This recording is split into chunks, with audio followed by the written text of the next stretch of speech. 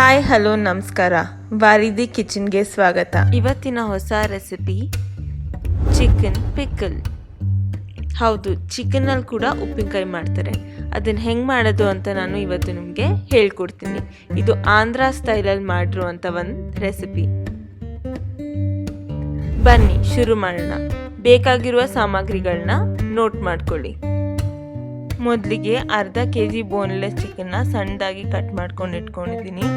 1 spoon ಅರಿಶಿಣದ ಪುಡಿ, 1 spoon ಸಾಸಿವೆ ಪುಡಿ, 2 ಸ್ಪೂನ್ ಕೆಂಪು ಮೆಣಸಿನ ಪುಡಿ, 1 ಸ್ಪೂನ್ ಮೆಂತ್ಯ ಪುಡಿ, 2 ಸ್ಪೂನ್ ಕೊತ್ತಂಬರಿ ಪುಡಿ, ರುಚಿಗೆ ತಕ್ಕಷ್ಟು ಉಪ್ಪು, ಶುಂಠಿ ಬೆಳ್ಳುಳ್ಳಿ ಪೇಸ್ಟ್ ಅರ್ಧ ಕಪ್, ಬೆಳ್ಳುಳ್ಳಿ 1 ಹಾಗೂ 1 ನಿಂಬೆಹಣ್ಣು, ಅಡುಗೆ ಎಣ್ಣೆ ಸ್ವಲ್ಪ. ಮೊದಲಿಗೆ ಸ್ಟವ್ ಆನ್ ಮಾಡಿಕೊಂಡು ಅದ್ರ ಮೇಲೆ ಬಾಣಲೆ ಇಟ್ಟು ಅದಕ್ಕೆ ಅರ್ಧ kg ಕಟ್ ಮಾಡ್ಕೊಂಡಿರೋ ಚಿಕನನ್ನು ಡೈರೆಕ್ಟಾಗಿ ಹಾಕ್ಕೊಳ್ತಾ ಇದ್ದೀವಿ. ಇದಕ್ಕೆ ಸ್ವಲ್ಪ ಅರಿಶಿನ, 1 ಸ್ಪೂನ್ ಅರಿಶಿನ ಮತ್ತು ರುಚಿಗೆ ತಕ್ಕಷ್ಟು ಉಪ್ಪು. ನಾನು ಅರ್ಧ kg ಚಿಕನ್ಗೆ 1 ಸ್ಪೂನ್ ಆಗೋಷ್ಟು ಉಪ್ಪು ಹಾಕ್ಕೊಂಡಿದ್ದೀನಿ. ಸೊ ಇದನ್ನಿಷ್ಟನ್ನು ನಾವು ಚೆನ್ನಾಗಿ ಮಿಕ್ಸ್ ಮಾಡ್ಕೋಬೇಕು. ಇದಕ್ಕೆ ನಾವು ಯಾವುದೇ ಥರದ ಎಣ್ಣೆ ಹಾಕೊಳ್ತಾ ಇಲ್ಲ.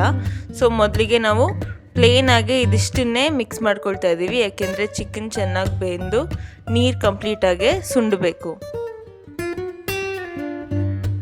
ಚಿಕನ್ನಲ್ಲೇ ತುಂಬ ನೀರಿರೋದ್ರಿಂದ ನಾವು ಈ ಪ್ರಾಸೆಸ್ನ ಮಾಡ್ಕೊಳ್ತಾ ಇದ್ದೀವಿ. ನೋಡಿ ಎಷ್ಟು ನೀರು ಬಿಟ್ಕೊಂಡಿದೆ ಅಂತ ಚಿಕನ್ನು. ಈಗ ನೀರೆಲ್ಲ ಕಂಪ್ಲೀಟಾಗಿ ಸುಂಡ್ಕೋಬೇಕು.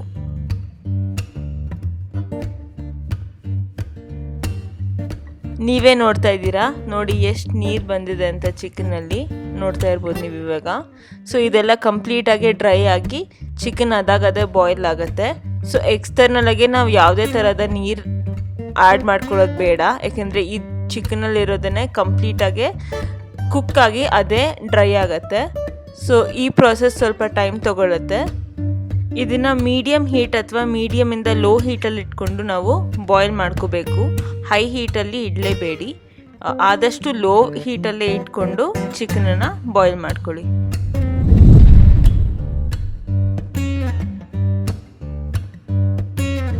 ನೋಡಿ ಇವಾಗ ಕಂಪ್ಲೀಟಾಗಿ ಚಿಕನ್ ಡ್ರೈ ಆಗಿದೆ, ನೀವೇ ನೋಡ್ತಾ ಇರ್ಬೋದು.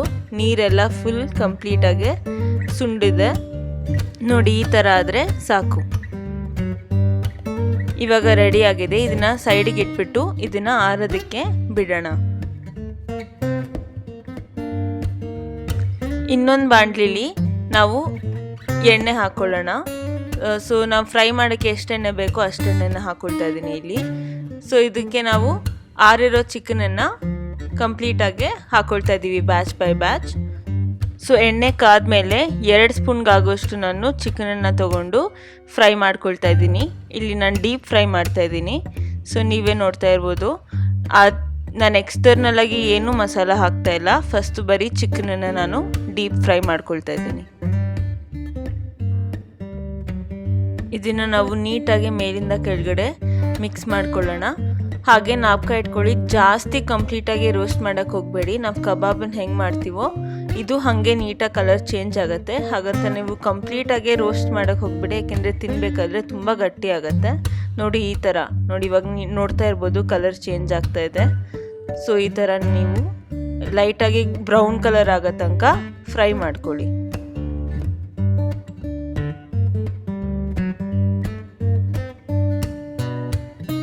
ನೋಡಿ ಫಸ್ಟ್ ಬ್ಯಾಚ್ ಆಲ್ಮೋಸ್ಟ್ ರೆಡಿ ಆಗಿದೆ. ಇದಕ್ಕೆ ನಾವು ಸ್ವಲ್ಪ ಕ್ರಿಸ್ಪಿನೆಸ್ ಬರೋದಕ್ಕೋಸ್ಕರ ನಾವು ಫ್ರೈ ಮಾಡ್ತಾ ಇರೋದು. ಸೊ ನಾನು ಫಸ್ಟ್ ಬ್ಯಾಚನ್ನ ತೆಕ್ಕೊಳ್ತಾ ಇದ್ದೀನಿ. ಇದಕ್ಕಿಂತ ಸ್ವಲ್ಪ ಕಡಿಮೆ ಫ್ರೈ ಆದ್ರೂ ಟೆನ್ಷನ್ ಏನೂ ಇಲ್ಲ. ಸೊ ನಾನು ಇವಾಗ ಈ ಫಸ್ಟ್ ಬ್ಯಾಚನ್ನ ತೆಕ್ಕೊಳ್ತಾ ಇದ್ದೀನಿ. ಒಂದು ಸಪ್ರೇಟ್ ಬಾಂಡಿಲ್ ಹಾಕ್ಕೊಂಡು ಸೆಕೆಂಡ್ ಬ್ಯಾಚನ್ನು ಕೂಡ ಇದೇ ಥರನೇ ಸೇಮ್ ವೇಯಲ್ಲಿ ಫ್ರೈ ಮಾಡ್ಕೊಳ್ತಾ ಇದ್ದೀನಿ. ಇವಾಗ ನಮ್ಮ ಸೆಕೆಂಡ್ ಬ್ಯಾಚನ್ನು ಆಲ್ಮೋಸ್ಟ್ ರೆಡಿ ಆಗಿದೆ. ನೀವೇ ನೋಡ್ತಾ ಇರ್ಬೋದು ಫಸ್ಟ್ ಬ್ಯಾಚ್ ಹೆಂಗಿದೆಯೋ ಸೆಕೆಂಡ್ ಬ್ಯಾಚ್ ಕೂಡ ಅದೇ ಥರ ಕ್ರಿಸ್ಪಿಯಾಗಿ ರೆಡಿಯಾಗಿದೆ.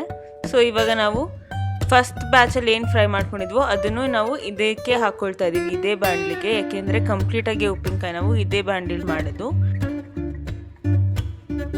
ಇದಕ್ಕೆ ನಾವು ಶುಂಠಿ ಬೆಳ್ಳುಳ್ಳಿ ಪೇಸ್ಟನ್ನು ಹಾಕ್ಕೊಳ್ತಾ ಇದ್ದೀನಿ. ಅರ್ಧ ಕಪ್ಗಾಗೋಷ್ಟು ಶುಂಠಿ ಬೆಳ್ಳುಳ್ಳಿ ಪೇಸ್ಟ್ನ ಹಾಕಿದ್ದೀನಿ ನಾನಿಲ್ಲಿ. ಸೊ ಇದನ್ನು ಚೆನ್ನಾಗಿ ಮಿಕ್ಸ್ ಮಾಡಿಕೊಂಡು ಎಲ್ಲ ಚಿಕನ್ನಿಗೂ ಫ್ರೈ ಆಗೋ ಥರ ನೀಟಾಗಿ ಮಿಕ್ಸ್ ಮಾಡ್ಕೊಳ್ತಾ ಇದ್ದೀನಿ. ಇದಕ್ಕೆ ಇವಾಗ ನಾವು ಒಂದೊಂದೇ ಮಸಾಲಾನ ಹಾಕ್ಕೊಳ್ತಾ ಬರ್ತೀವಿ. ಮೊದಲಿಗೆ ನಾನು ಸಾಸಿವೆ ಪುಡಿನ ಹಾಕ್ಕೊಳ್ತಾ ಇದ್ದೀನಿ. ನೆಕ್ಸ್ಟು ಬೆಳ್ಳುಳ್ಳಿ ಹಾಕ್ಕೊಳ್ತಾ ಇದ್ದೀನಿ. ಹಾಗೆ ಮಿಕ್ಸ್ ಮಾಡ್ಕೊಳ್ತಾ ಮೆಂತ್ಯ, ಕೊತ್ತಂಬರಿ ಹಾಗೆ ಅಚ್ಚ ಖಾರದ ಪುಡಿನ ಇಲ್ಲಿ ಹಾಕ್ಕೊಳ್ತಾ ಇದ್ದೀನಿ. ಇದಿಷ್ಟನ್ನು ಹಾಕಿದ್ಮೇಲೆ ಇದನ್ನು ಕಂಪ್ಲೀಟಾಗಿ ಮಿಕ್ಸ್ ಮಾಡ್ಕೊಳ್ಳಿ. ನೀಟಾಗಿ ಎಲ್ಲ ಚಿಕನ್ನಿಗೂ ಕೋಟ್ ಆಗಬೇಕು, ಆ ಥರ ನೀಟಾಗಿ ಕಂಪ್ಲೀಟಾಗಿ ಮಿಕ್ಸ್ ಮಾಡ್ಕೊಳ್ಳಿ. ಆ್ಯಂಡ್ ಫ್ಲೇಮನ್ನು ತುಂಬ ಲೋ ಫ್ಲೇಮಲ್ಲೇ ಇಟ್ಕೊಳ್ಳಿ. ಮೀಡಿಯಮ್ ಫ್ಲೇಮಲ್ಲಿ, ಹೈ ಫ್ಲೇಮಲ್ಲಿ ಇಟ್ಕೊಳ್ಳೇಬೇಡಿ, ಲೋ ಫ್ಲೇಮಲ್ಲೇ ಮಿಕ್ಸ್ ಮಾಡ್ಕೊಳ್ಳಿ. ಕೊನೆಯದಾಗಿ ನಾವು ಇದಕ್ಕೆ ಸಾಲ್ಟ್ ಆ್ಯಡ್ ಮಾಡ್ಕೊಳ್ತಾ ಇದ್ದೀವಿ. ಪುಡಿ ಉಪ್ಪನ್ನು ಆ್ಯಡ್ ಮಾಡಿ ಇದಕ್ಕೆ ನಾನಿಲ್ಲಿ 1.5 ಸ್ಪೂನ್ ಆಗೋಷ್ಟು ಸಾಲ್ಟ್ನ ಆ್ಯಡ್ ಮಾಡಿಕೊಂಡು ನೀಟಾಗಿ ಮಿಕ್ಸ್ ಮಾಡ್ಕೊಳ್ತಾ ಇದ್ದೀನಿ. ನಾವು ಮುಂಚೆ ಸಾಲ್ಟ್ ಹಾಕಿರೋದ್ರಿಂದ ಇವಾಗ ನಾವು ಕಡಿಮೆ ಸಾಲ್ಟ್ ಹಾಕಿದ್ರೂ ಏನೂ ಪ್ರಾಬ್ಲಮ್ ಇಲ್ಲ. ನೋಡಿ, ಈ ಥರ ಇಷ್ಟ ಆದರೆ ಸಾಕು. ಇವಾಗ ಇದನ್ನು ತಣ್ಣಗಾಗೋಕ್ಕೆ ನಾನು ಗ್ಯಾಸ್ ಸ್ಟೌವಿಂದ ಕೆಳಗಡೆ ಇಳಿಸ್ಕೊಳ್ತಾ ಇದ್ದೀನಿ. ಸ್ಟವ್ ಆಫ್ ಮಾಡಿಬಿಟ್ಟು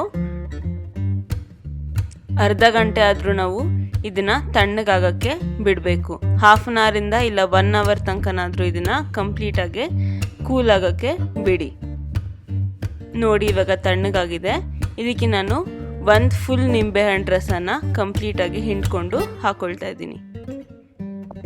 ನಿಂಬೆಹಣ್ಣು ರಸ ಹಾಕಿದ್ಮೇಲೆ ಇದನ್ನು ಕಂಪ್ಲೀಟಾಗಿ ಒಂದ್ಸತಿ ನೀಟಾಗಿ ಮಿಕ್ಸ್ ಮಾಡ್ಕೊಳ್ಳೋಣ. ಸೊ ಇದನ್ನು ನಾವು ಇವತ್ತೇ ತಿನ್ನೋಕ್ಕಾಗೋದಿಲ್ಲ. ಸೊ ನೀಟಾಗಿ ಮಿಕ್ಸ್ ಮಾಡಿಕೊಂಡು ಇದನ್ನು 2 ಡೇಸ್ ಆದರೂ ನೀವು ಕಂಪ್ಲೀಟಾಗಿ ಎತ್ತಿಡಬೇಕು. ಸೊ ಇವತ್ತೇ ಇದನ್ನು ಯಾವುದೇ ಕಾರಣಕ್ಕೂ ತಿನ್ನೋಕ್ಕೆ ಹೋಗಬೇಡಿ. ಇದನ್ನು 2 ದಿವಸ ಕಂಪ್ಲೀಟಾಗಿ ಎತ್ತಿಟ್ಟು ಆಮೇಲೆ ನೋಡಿ ತಿನ್ನೋಕ್ಕೆ ರೆಡಿಯಾಗಿದೆ. ಈಗ ನೋಡಿ, ಚಿಕನ್ ಉಪ್ಪಿನಕಾಯಿ ತಿನ್ನೋಕ್ಕೆ ರೆಡಿಯಾಗಿದೆ. ನೀವು ಬೇರೆ ಉಪ್ಪಿನಕಾಯಿನ ಹೆಂಗೆ ಯೂಸ್ ಮಾಡ್ತೀರೋ ಇದನ್ನು ಅದೇ ಥರ ಯೂಸ್ ಮಾಡ್ಕೋಬೋದು. ಯಾವುದೇ ಥರ ತಿಂಡಿಗಾದ್ರೂ ಅಥವಾ ಊಟಕ್ಕಾದ್ರೂ ನೆಂಚ್ಕೊಂಡು ತಿನ್ನೋಕ್ಕೆ ಸಖತ್ತಾಗಿರುತ್ತೆ. ಇದ್ರ ಟೇಸ್ಟನ್ನು ಕೂಡ ತುಂಬ ಚೆನ್ನಾಗಿರುತ್ತೆ. ನಾನ್ ವೆಜ್ ಲವರ್ಸ್ಗಂತೂ ಸಖತ್ ಇಷ್ಟ ಆಗುತ್ತೆ ಈ ಉಪ್ಪಿನಕಾಯಿ. ನೀವು ಇದನ್ನು ಟ್ರೈ ಮಾಡಿ ನೋಡಿ ಮನೇಲಿ. ಕಮೆಂಟ್ ಸೆಕ್ಷನಲ್ಲಿ ಹೆಂಗಿದೆ ಅಂತ ನಮಗೆ ಕಮೆಂಟ್ ಮಾಡಿ ಹೇಳಿ. ಇದನ್ನು ನಿಮ್ಮ ಫ್ಯಾಮಿಲಿ ಮತ್ತು ಫ್ರೆಂಡ್ಸ್ ಜೊತೆ ಕೂಡ ಈ ರೆಸಿಪಿನ ಶೇರ್ ಮಾಡ್ಕೊಳ್ಳಿ. ಈ ವಿಡಿಯೋ ಇಷ್ಟ ಆಗಿದ್ದಲ್ಲಿ ಲೈಕ್ ಮಾಡಿ, ಕಮೆಂಟ್ ಮಾಡಿ ಹಾಗೂ ನಮ್ಮ ಚಾನಲ್ಗೆ ಸಬ್ಸ್ಕ್ರೈಬ್ ಮಾಡಿ. ಬೆಲ್ ಐಕಾನ್ನ ಒತ್ತೋದನ್ನು ಮಾತ್ರ ಮರಿಬೇಡಿ. Thank you for watching.